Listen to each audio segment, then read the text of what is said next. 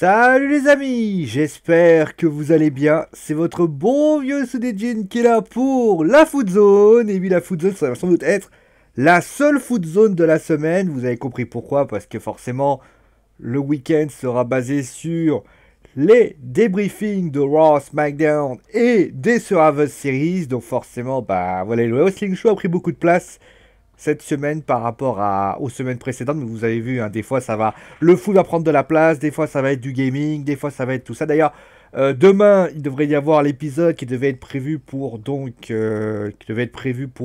mardi, il devrait donc être proposé. Donc demain, ça sera donc l'épisode en question de Serial Cleaner. Après donc triple catch avec donc Raw, SmackDown et donc vous l'avez compris, eh bien les pay-per-view des Survivor Series. La musique elle est pas forte. Bon, c'est pas grave. Ensuite donc, qu'est-ce qu'ils ont fait nos petits bleus? Et ben nos petits bleus, et ben ils ont quand même gagné. Alors c'est pas été évident, hein, faut quand même l'avouer. Mais on va dire la vérité, ils ont gagné. Ils ont gagné par la petite manière. Alors le résultat est peut-être certains trouveront le résultat, on va dire, assez peu flatteur. On sait, hein, 3-0, c'est pas grand chose. Mais on va dire quand même que l'essentiel était là. Il y avait donc cette défaite un petit peu assez dure face aux Pays-Bas, pardon. Et c'est vrai que bah il fallait retrouver cette aisance et donc eh bien ils ont gagné ce match 1-0. D'ailleurs, à noter que comme j'ai dit, le résultat est quand même peu flatteur. On rappelle d'ailleurs qu'il y a eu la blessure de Kylian Mbappé qui alors, je vous dis la vérité, les Parisiens, parce que ça va concerner maintenant les Parisiens. Il y a eu Neymar qui s'est blessé également. Alors, au niveau de Mbappé, donc, on a donc une contusion à l'épaule. Voilà. Et l'autre côté, eh bien, du côté de Neymar, on a une élongation des adducteurs droits. Alors, les deux vont passer un essai clinique, c'est-à-dire qu'ils vont s'entraîner, ils vont avoir des analyses. Voir toutes les absences du Paris Saint-Germain. Tais-toi, par rapport à ça. Et donc, eh bien, on va voir si, tout simplement, eh bien, du côté du Paris Saint-Germain, ça va tenir. Mais c'est vrai que ça peut avoir quand même des conséquences à peu près une semaine de Liverpool. Voilà, c'est-à-dire la vérité. Ceux qui se poseraient la question, bah voilà, vous l'avez. Le PSG pourrait être amputé de ces matchs. Voilà, il y a quand même eu après, à part ça, quand même, il y a eu des bonnes occasions. J'ai trouvé des joueurs d'ailleurs qui se sont révélés. On en parlera peut-être plus dans la prestation globale, mais également dans la prestation également individuelle, parce qu'il y a quand même des choses qui m'ont beaucoup plu et je tenais quand même à le signaler par rapport à ça. Alors, je vais mettre une deuxième. Tiens, je vais mettre cette musique-là. Tiens, cette musique-là, elle est bien. Voilà. Je la connais pas du tout, mais je l'aime bien. Bon, alors, on va bien sûr commencer avec la prestation de l'équipe de France. Une équipe de France quand même assez remaniée, puisque forcément, on a voulu un petit peu faire plaisir à tout le monde. Comme je l'ai dit, à part le trio, le quatuor offensif qui était là, N'Golo Kanté et Benjamin Pavard, bah, on a bien sûr Hugo Lloris. Et bah la stratégie défensive, le secteur défensif avait quand même bien changé. On a l'arrivée notamment de Tanguy Ndombele, qui a donc remplacé donc le joueur qui était de l'autre côté, enfin c'était Nzonzi, pour information. Et du côté de la défense centrale, bah, pas de Varane, pas de Kipembe, c'est bien Adil Rami et Mamadou Sakho. Et à gauche, donc première sélection, on peut considérer même si c'est pas une sélection officielle, de la part de Ferland Mendy. Voilà un petit peu ce qu'on avait à dire par rapport à ça. Donc du côté eh bien, de l'équipe de France, bah, j'ai envie de dire qu'on peut être relativement satisfait. C'est vrai, on est satisfait. Moi, je trouve que la prestation des Bleus était très aboutie, honnêtement. Voilà, on a envie de dire simplement, voilà, que on aurait sans doute aimé que ça soit la même prestation hein, du côté des Pays-Bas. Voilà, je trouvais que l'équipe de France, voilà, a fait une prestation très aboutie. Je pense d'ailleurs que du côté de Didier Deschamps, il y a dû avoir littéralement une vraie gueulante de la part de Didier, qui n'a pas aimé le match qui a été proposé de la part de ses joueurs. Et on a trouvé vraiment une équipe équipe de France vraiment concentrée, vraiment solidaire aussi. Même si, voilà, il y a des joueurs encore qui prêtent quand même à la déception. Hein. On peut passer par exemple par exemple à N'Golo Kanté, que j'ai pas trouvé si aérien que pouvait l'être. Voilà, il est. Voilà, mais il y a des joueurs aussi qui sont revenus et qui sont un petit peu revenus sur le devant de la scène. Je pense notamment à Benjamin Pavard, qui était voilà, littéralement aux abonnés absents depuis le depuis le retour de la Coupe du Monde, que j'ai trouvé intéressant. Et voilà, c'était sympa. Qu'on soit clair là-dessus, ça va pas enlever. Voilà.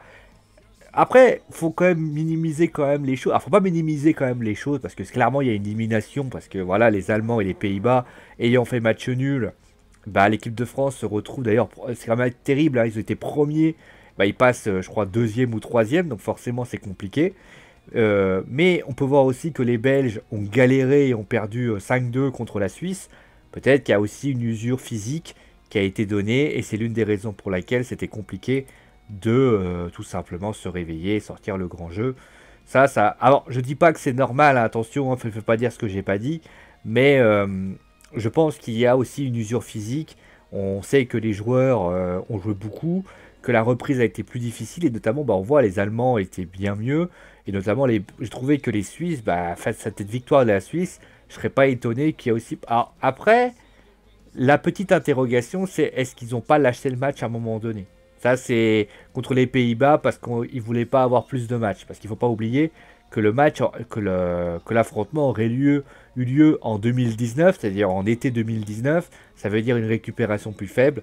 Ça, après, je pose simplement un pavé dans la mare. Mais voilà un petit peu ce qu'on avait à dire.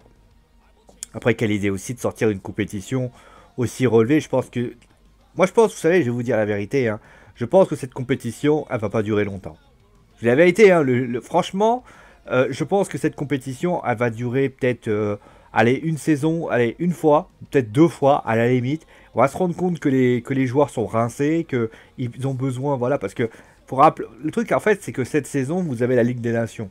L'année prochaine, vous allez avoir les qualifications pour l'Euro qui vont être proposées. Et je crois d'ailleurs, Et le problème, c'est que, bah, là où clairement on pouvait étirer la chose, là ça va être plus serré, les matchs amicaux il n'y en aura pas, enfin très peu, et donc ça veut dire que bah, si jamais, enfin c'est très particulier, et je pense que du côté de l'équipe de France, je pense que l'équipe de France, je dis pas qu'elles ont lâché le match, attention, c'est pas ce que je suis en train de dire, mais je pense que du côté de l'équipe de France, on a quand même un émonument de soulagement parce que ça veut dire que pour l'été, ils pourront se reposer et préparer justement les saisons tranquilles par rapport à ça. Et notamment, on l'a vu, hein, je veux dire, j'ai pas les. Alors, je crois que je dois avoir les qualifiés qui doivent être présents. J'ai juste essayé de les trouver. Alors là, c'est une mauvaise idée parce il y a Estelle qui va encore raconter sa vie. Qu'est-ce que j'ai comme compétition? Alors, je vais vous trouver ça. La Liga, Coupe de France. Liverpool, c'est plus compromis pour Neymar que pour Mbappé. Vous voyez, ça va se jouer vraiment à peu de choses, hein, qu'on soit clair là-dessus. Simple contusion à l'épaule pour Mbappé, touché, se veut rassurant. Bon, peut-être l'Italie. Oni quitte son poste. Du chapeau 2 pour la qualification de l'Euro. Bon, tant pis, c'est pas grave. Donc, en tout cas, nous, on espère que les choses iront mieux. Mais je pense que voilà, ils ont fait ce qu'ils avaient à faire dans ce match. Et ça, c'est le plus important. Après, pour l'Uruguay, il faut quand même l'avouer. Alors, je dis pas que les Uruguayens ont... Voilà, c'était une grosse équipe, on le sait. Hein, notamment, c'était l'adversaire des Bleus lors de la Coupe du Monde avec une victoire 2-0. Mais je trouve que certains joueurs n'ont pas réellement mis tout ce qu'ils avaient à dire. Alors, il y avait des joueurs notamment qui étaient plutôt des joueurs de présence, par exemple Mendes et Martin Suarez. Mais par exemple, le cas de Luis Suarez, c'est assez évocateur. Luis Suarez qui a pas vraiment fait un match. J'ai trouvé Luis Suarez très décevant, on soit clair là-dessus. Je l'ai trouvé extrêmement décevant. Je l'ai trouvé, notamment, c'est un de mes flops, hein, qu'on soit clair là-dessus. Je l'ai pas trouvé si aérien que ça. Enfin, j'ai l'impression que des fois, voilà, c'est souvent le problème de ces matchs amicaux, c'est que bah, malheureusement, bah, des fois, t'as pas envie de jouer parce que bah, tu te dis, voilà, il y a beaucoup de déchets. Et puis, bah, même l'équipe uruguayenne, je veux dire, n'a pas été si aérienne que ça. Je veux dire, pas de. Je veux dire, à part Cavani qui littéralement s'est beaucoup dépensé pour son équipe, Campagna qui a quand même fait des beaux arrêts. Mais sinon, à part ça, il n'y a pas grand-chose, hein. Défensivement, c'était quand même compliqué. On a vu notamment beaucoup de ballons arriver sur les têtes françaises. Le milieu de terrain s'est fait manger, notamment par Ndombele, a été impressionnant au milieu de terrain. Euh, Franchement, moi j'ai trouvé que c'était quand même étonnant et voilà, il faut faire plus preuve de rigueur. Je pense que les Uruguayens, alors c'est assez étrange, c'est que lors du match contre le Brésil, ils font pas un mauvais match, même si bon, il y a eu cette altercation entre Cavani et Neymar, mais ils font pas un mauvais match. Mais là contre la France, c'était vraiment catastrophique. Franchement, moi j'ai trouvé un match franchement très indigeste de la part des Uruguayens. Allez, on va passer maintenant au top et au flop. Et donc, pour les tops, bah, vous allez avoir des Français, hein, je vous le dis tout de suite. Donc, nous avons quand même Olivier Giroud, parce qu'on a longtemps, on le critique tout le temps. Alors, je sais qu'il y a Griezmann qui a été mieux, Matuidi a été mieux. J'ai trouvé aussi que Rami a été très bien également, faut quand même le dire. J'ai bien aimé Benjamin Pavard, comme je vous l'ai énoncé. Peut-être Thauvin était bien, mais il a peut-être pas voulu en faire plus. Ça, c'est un petit peu dommage. Mais voilà, Olivier Giroud, bah, vous l'avez compris, hein, déjà c'est lui qui transforme le penalty. C'est lui aussi qui a beaucoup. Je le trouvais très actif. Hein, il a essayé, voilà, il s'est quand même créé des occasions. Là où on disait souvent qu'Olivier Giroud c'était un mec qui ne passait son temps à être le premier défenseur. Là, Olivier, bah, il a été dans la percussion, dans l'intervention. Et là, j'ai trouvé que c'était très bien. Voilà. Après, bon, c'est un penalty. Mais je trouvais que Olivier, voilà, il a été très présent, il a été bien dans cette situation. Le deuxième, c'est Tanguy Ndombele, hein, notamment un titulaire. Je crois que c'est la première fois qu'il est titulaire dans ce match. Il faut se clair là-dessus. C'est donc Tanguy Ndombele que j'ai trouvé excellent. D'ailleurs, j'ai trouvé un truc très intéressant, c'est que, alors, il faudra qu'il continue comme ça, mais j'ai trouvé que c'est un joueur, déjà pour information, que déjà arrive très bien à casser des lignes.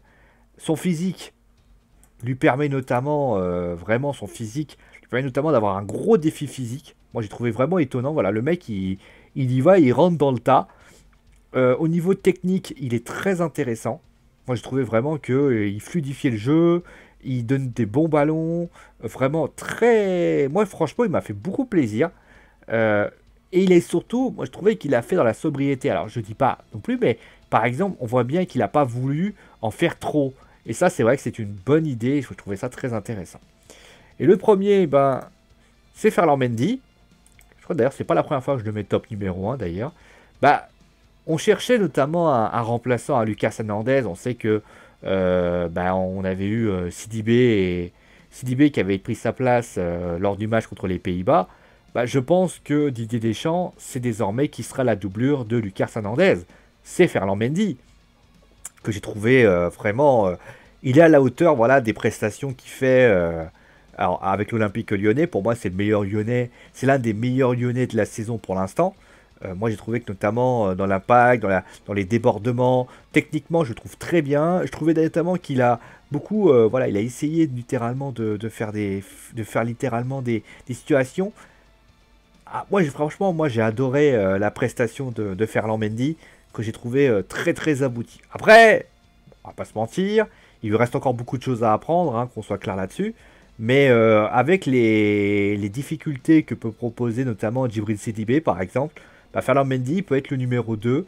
Et Hernandez Mendy, moi je serais très étonné, voilà, je serais très intéressé pour voir ça. On passe maintenant au flop. Et donc les flops, bah, le flop, c'est que des Uruguayens, hein, je vous préviens quand même. Le numéro 3, eh ben, c'est Luis Suarez, qu'on soit clair là-dessus, que j'ai trouvé vraiment dans le jeu beaucoup de déchets. J'ai trouvé qu'il était voilà, il était pas terrible. Et je trouvais notamment que les défenseurs français, ben, étonnamment, moi qui l'ai suivi, moi qui l'ai mis top numéro 1 lors du Classico, je ne l'ai pas trouvé combatif. Moi, je suis quand même étonné de voir ça. Je l'ai trouvé extrêmement peu combatif. Je l'ai trouvé même... Voilà, on avait l'impression qu'il était désintéressé de ce match. Je sais pas, pas d'excès d'énervement, pas d'excès de colère, pas d'excès de... Je sais pas, je l'ai pas trouvé si aérien, si... Franchement, moi j'ai été déçu par sa prestation. Je l'ai même trouvé plutôt décevant. Je sais pas, je trouve que... Alors, est-ce qu'il avait pas envie de jouer? Je sais pas. Mais quand tu vois un Cavani qui se dépense et de l'autre côté, juste à côté de lui, il y a le Suarez qui en fait pas grand chose, qui en pique pas une, c'est quand même dommage. Ensuite, on a tiens, son homonyme, Suarez aussi. Suarez qui est donc, tout simplement Mathias Suarez. Alors pour information, je tenais à vous le signaler. Vous voyez les images qui sont un petit peu différentes, c'est parce que dans le site de l'équipe, Martin Suarez n'existe pas. Voilà, ils n'ont pas mis de photo, donc il fallait un petit peu mettre ça. Euh, la raison, elle est pour ainsi dire par rapport au fait que Ferland Mendy a tout simplement s'est fait plaisir, quoi. Je veux dire, sur le côté gauche, c'était Royal au bar. Je veux dire, le mec a eu le temps de centrer quasiment tout le temps, notamment sur le but de la part du but français, ça va sur son côté. C'était relativement décevant et j'ai trouvé ça relativement triste par rapport à ça. Et enfin, le dernier, j'ai mis un défenseur central parce que tout simplement, ça a été c'est notre cher Mendes parce que on va pas se mentir, Mendes c'est compliqué quoi. Je veux dire, moi j'ai rien contre lui, hein, c'est sans doute un garçon extrêmement gentil, mais faut pas qu'il fasse du foot hein, dans ce match-là. Très gentil, etc. Mais Mendes, déjà c'est lui qui met sa main, c'est lui qui est devancé quasiment tout le temps sur les occasions de Giroud, c'est lui qui est pris. J'ai trouvé vraiment un garçon extrêmement décevant. Manque de sérénité totale. Franchement, mauvaise soirée quand même pour notre cher Mendes, pour ainsi dire. Voilà un petit peu ce qu'on avait à dire donc sur cette foot zone.